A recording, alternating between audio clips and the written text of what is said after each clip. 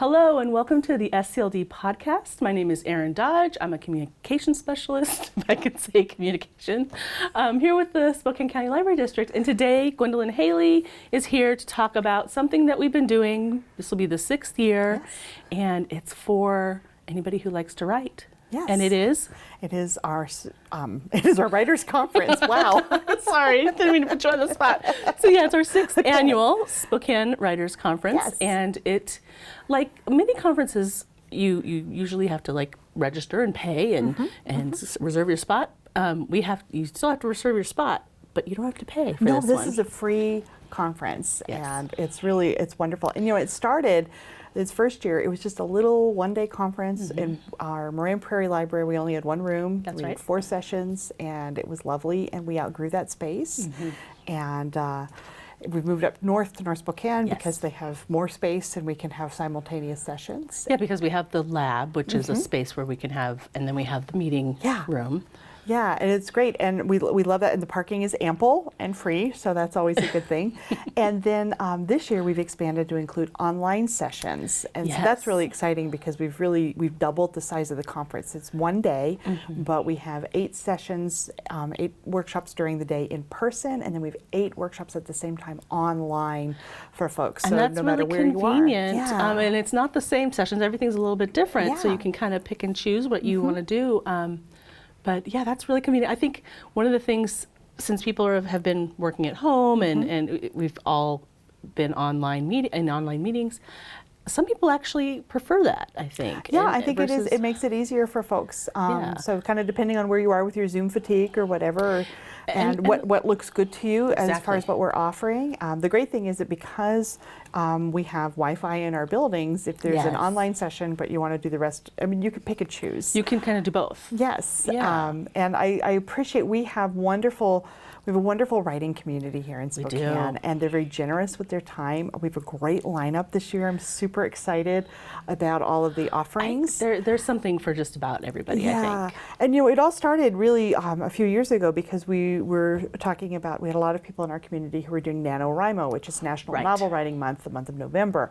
So that's why our conference comes towards the end of October, because people are kind of gearing up to do this Yeah. big, hairy, audacious goal of writing a 50,000 Word word novel, yeah. And this is a way to kind of get your prompt time. Or if you've done it in previous years and you're ready to come back and kind of do some revision and things, yeah. we've got something Rewrites. for all of those Yeah. topics. Yeah. Oh, wonderful. And so, I mean, we talked about people who want to be at home, but like you said, the other folks who are missing sort of that in-person conference experience that come to North Spokane, and we're hoping to have other, not just the conferences, but we're hoping to have some small publishers and some other Yes, folks we reached out and we'll have some exhibitors in the library. So I think that's going to be really great.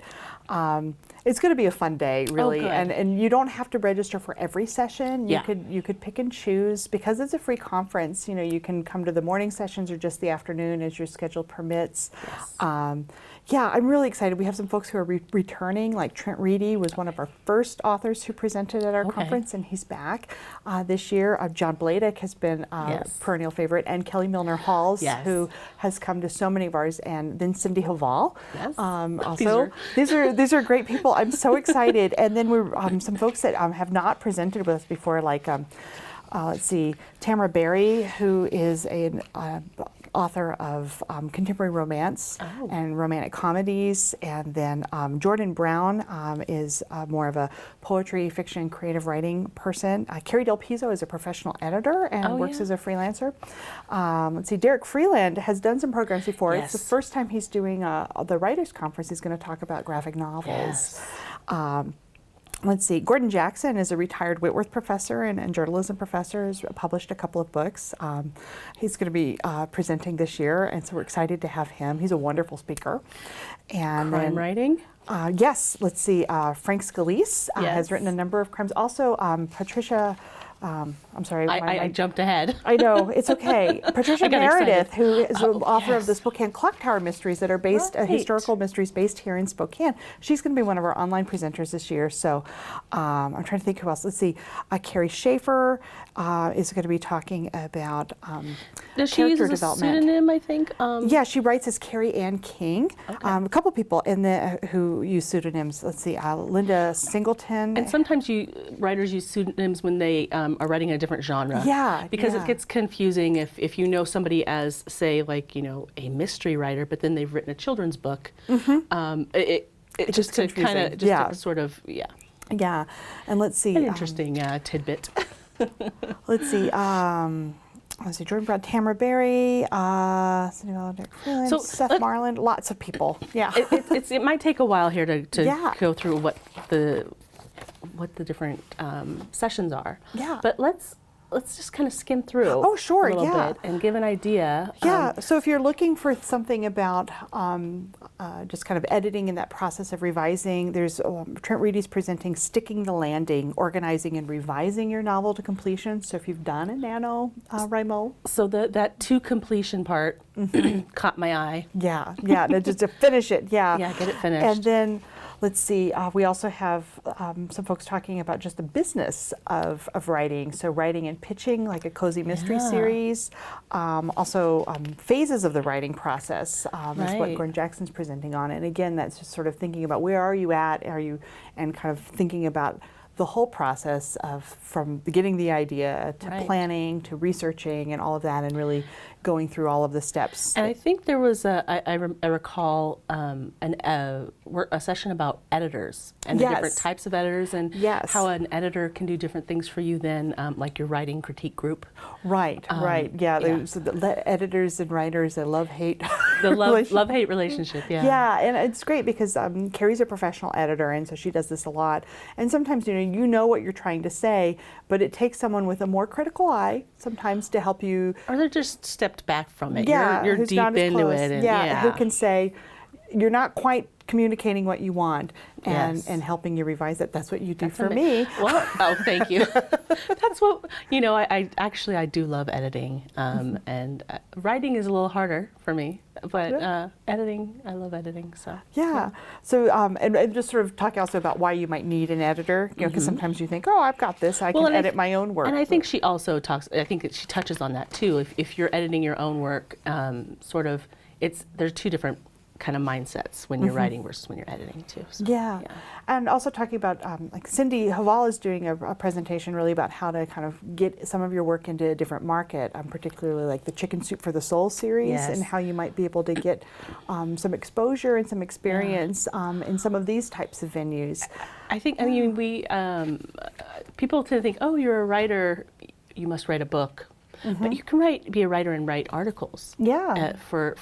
And essays. Yeah. And so like Yeah. the Chicken Soup for the Soul series, that's amazing. You can get paid to write, and you don't have to write the whole book. You don't have to write the whole book, and you can get some Yeah. experience. Yeah. And Kelly Milner Hall is talking about research and She that is process. a prolific, She is a prolific nonfiction writer, both and writing of books and articles. Yes. yeah, and then also we have sessions on poetry and graphic Yes. novels, as I said, picture books. Oh, that's right. For people who are wanting to write for a younger audience. And it's a very different kind of publishing too, when you think about it. So everything from like cozy mysteries to character development using psychological principles. That's right. So whatever you want to practice or learn more about in your craft, we probably have a session about that, and we're really excited. And then also again the chance to meet other authors and other aspiring authors, and kind of you might find your next writing group sitting next to you in one of these sessions. So I did have a writing group for a few years before the pandemic that came out of the first writers conference, and it was about 5 or 6 of us that kept meeting at Moran Prairie afterwards. So I love that. I love that. So yeah, it's It's one of my favorite events, and it's funny because I am not a writer. I would rather You write well. I would rather give an impromptu speech in front of 500 people truthfully than Yes. have to sit down in front of a blank page and be told to write. And so this is not my particular Writing is métier. Yes, some folks can put words on the page all day long, and some folks I realize a blank page is a scary thing. No, it's terrifying. But I'm an avid reader, and I have aspiring writers in my own household, and Yes. so this is a little bit of a labor of love for me. Yes. For all the people I know in my life that are writers Yes. and love to do this kind of thing, and I'm always asking, what would you be interested in learning? So when we were planning this conference, I took all the sessions and I shopped them around to our colleagues and said, "You're a writer. What would you want to? What appeals to you?" And so it's a group effort. It's a labor of Right. love. It's something we're excited to be able to share with our community for free.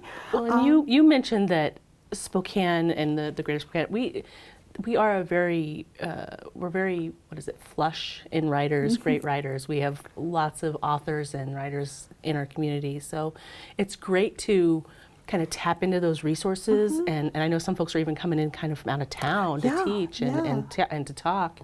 And then not only do we have that community of folks that are making a living at this, but there's just a lot of writers that are working at it either because they just want to do it for themselves, Right. or they want to someday get published, Right. and so or self-publish even. And so it's really great that I feel like this is the right place to be for this kind of conference. I feel like it's just it's wonderful for the community, for the writing community. And I think our space exists in that place where people are wanting to learn and do something that's a passion project, but maybe they're not ready to